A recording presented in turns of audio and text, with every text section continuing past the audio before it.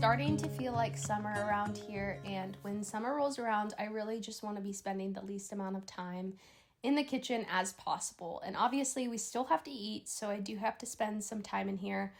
But I wanted to share the meals I made this week for my family of 6 from scratch that are easy and relatively quick. I've shared on here before that I am still definitely learning and growing in the kitchen. I don't necessarily love to cook or bake, but I do find it very important to be serving my family healthy foods.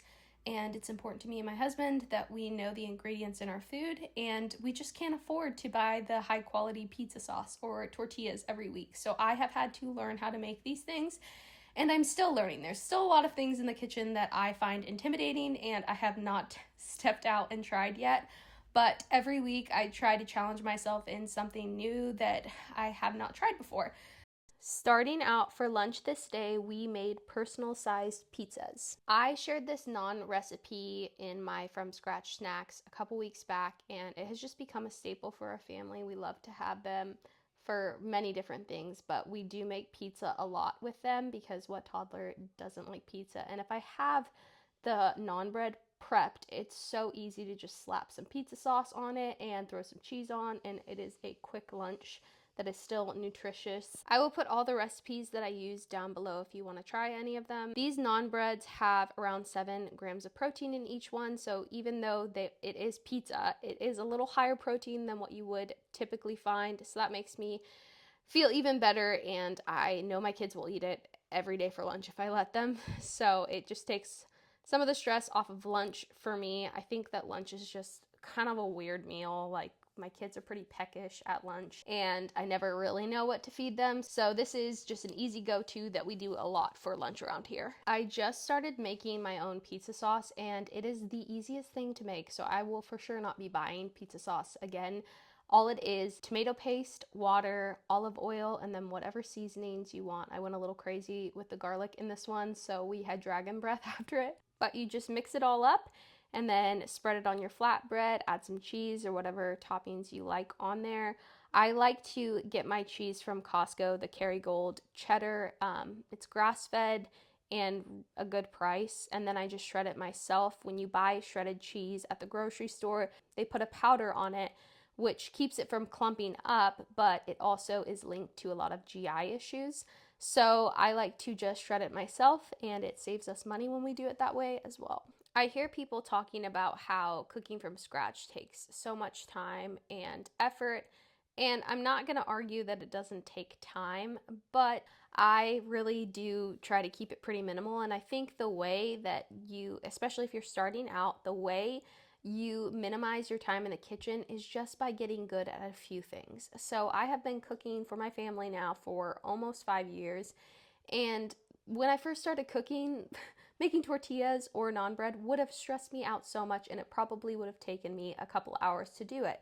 But now that I have developed this skill, it doesn't take that much time to do a simple recipe like tortillas because my confidence has grown. I'm not rechecking the recipe multiple times. I'm not questioning myself at every step. I have found that in the kitchen, there is actually a lot of room for mistakes. And if you make a mistake here, there's normally some way to correct it, or you can adapt it to still make it work. And that just comes with the more time that you spend in the kitchen. The more time you spend, the more confident you get, and the more you can kind of pivot when things don't go right. When you're new to cooking from scratch, it can be super overwhelming and time consuming to do it all. So I like to just take the approach of trying a few new things as I feel ready. If I have extra time in the week, or if I just cannot find something that is affordable and good ingredients, I will attempt to make it on my own. The point of cooking from scratch is to make nourishing food. It's not about making the most beautiful photographic food. It's just about fueling yourself and your family with simple whole ingredients. This night for dinner, I ended up making tacos. We had some friends coming over, and tacos are just an easy way to feed a lot of people. There was going to be a lot of kids over, so tacos are an easy thing to adapt to make quesadillas with, or even just like Chipotle bowls.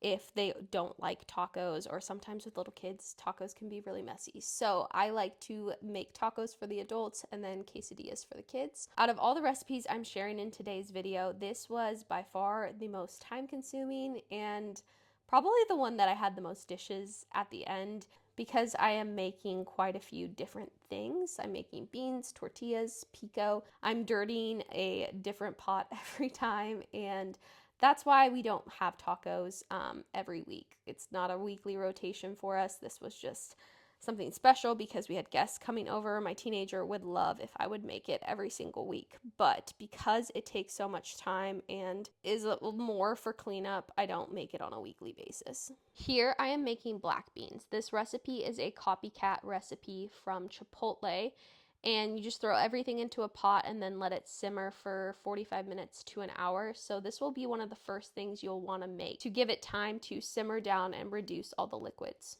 Now I'm starting on tortillas. This is the most time consuming part of this whole thing for sure. It just takes a minute to mix it all together, roll each one out, and then cook them individually. It just takes a second. But I do like having either tortillas or naan bread on hand every week for, again, simple pizzas. We'll do pizzas on the tortillas, or breakfast wraps, or just a lunch wrap, whatever. It's just nice to have it on hand, and it's literally just flour, oil, and salt. Those are 3 ingredients I pretty much always have on hand, and if I was to go to the grocery store and buy organic tortillas, it would be anywhere from $8 to $10. So I can make them at home for a fraction of the cost and can use our mineral salt that we like. I know that the flour is unbleached and isn't enriched, and I know that the water I'm using is filtered. It's just little things like that. Yes, you can pay for the convenience of it, but you don't fully know what's in your food unless you're making it completely from scratch. And also, they just taste a lot better. After making homemade tortillas, when you buy the store-bought tortillas, I just think they taste kind of dry and rubbery. And yeah, the homemade tortillas for sure trump the store-bought tortillas. A tip to keep them from drying out: after they come off the stove, cover them with a tea towel so that kind of locks in some of the moisture. I also do this to hide it from my kids because they will reach up there and just mow through my tortillas as I'm making them. They love them so much. For the meat, I ended up using buffalo and beef. My parents raise beef, and my dad also has a meat shop where he processes game meats, buffalo, caribou, moose, all of that. So they ended up donating some meat to us, which was really sweet. So tonight I used buffalo and beef, and then threw in some Mexican spices like cumin, chili powder, oregano, garlic, salt, pepper, all of that, to make my own taco seasoning. We topped the tacos with sour cream, shredded cheese, and some pickled red onions I made. That same evening, while I was still in the kitchen, I prepped some hot dog buns. These are sourdough einkorn hot dog buns. I'm using some einkorn flour that I had in the freezer when I just milled too much. So I did about 3/4 of the recipe with fresh milled einkorn, and the rest I just used all-purpose so that I didn't have to pull my mill out and mill more flour. We were going to do a campfire as a family that night, and so I thought it would be fun to roast hot dogs and bake some baked beans and french fries and just do a really simple, kid-friendly dinner.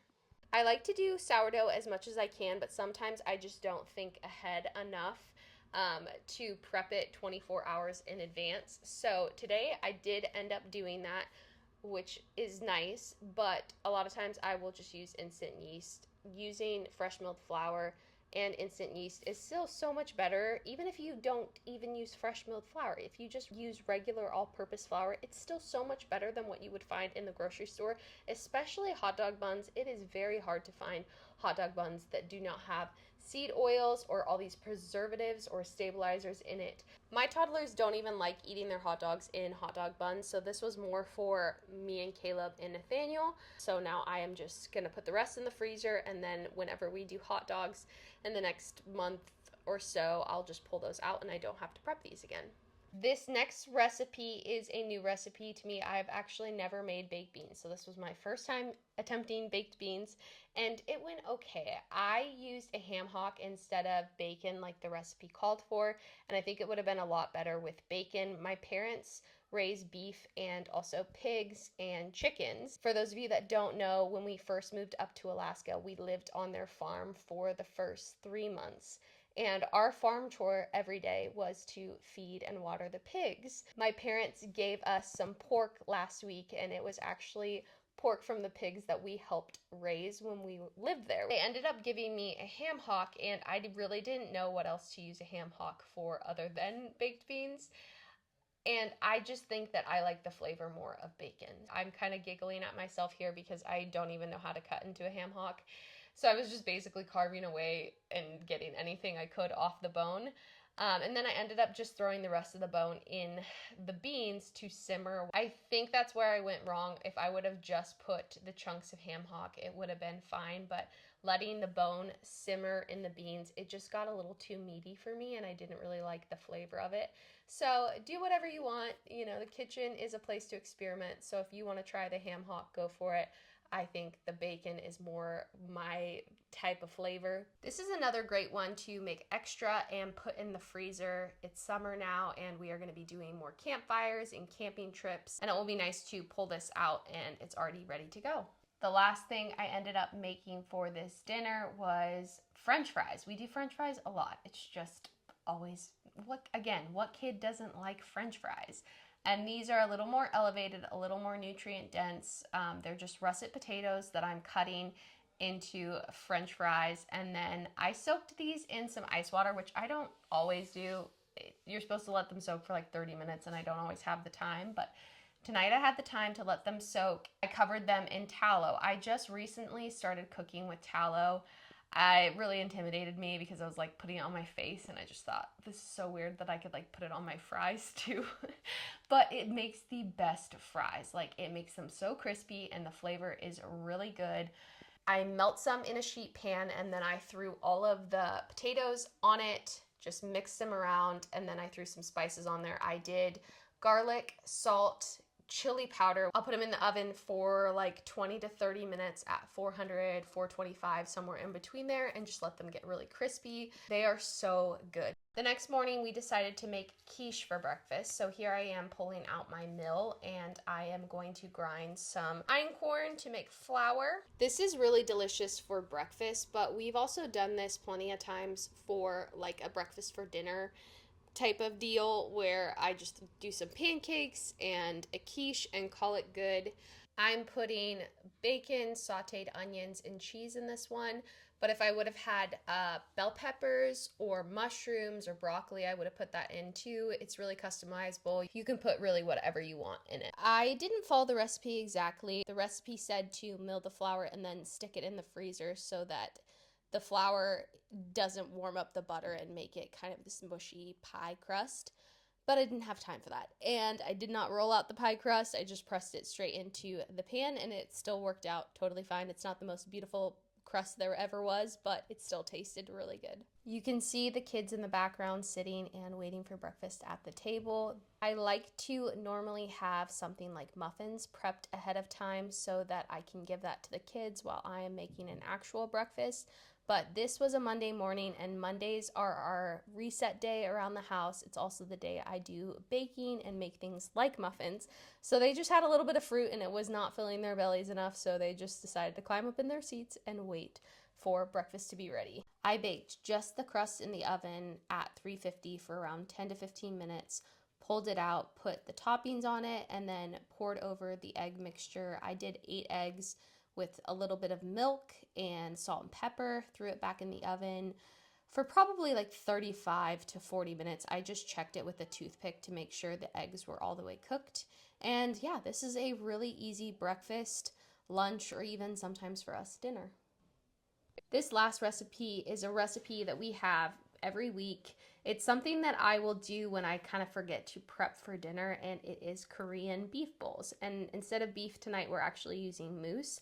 I really like using this recipe for game meats because sometimes game meats just have a very strong flavor, and so having this kind of Korean sweet sauce over the meat can tone down that meaty, gamey flavor. You'll start by chopping up an onion and mincing some garlic, throwing that in a pan. And for this recipe, I normally like to use carrots and broccoli, but I was out of broccoli, so I used carrots and peas. I don't normally add the broccoli until the very end. So you'll just cook down the onions, the garlic, and the carrots till they're soft, and then throw in your meat, let it brown. Then I will add garlic, coconut aminos, and brown sugar, and let it cook in that until it creates this really sticky sauce. I don't measure any of this, I just throw in as much as I think I need and taste along the way. But I will put measurements down below in case you want to follow a recipe. I always serve this with rice, and tonight I made bone broth rice because my friend Chase gave me some bone broth that she made, and it was so gelatinous that it was like basically a solid. And I wasn't sure what the flavor would taste like, so I did half bone broth and half water, and I wish I would have just done straight up bone broth because it was so tasty. Making bone broth rice is an easy way to up the protein in a meal and also add just way more vitamins and minerals. That was my last recipe for this video. Thank you guys so much for watching, and comment down below if you end up trying any of these recipes, and also let me know what are some of your favorite from scratch meals you make for your family.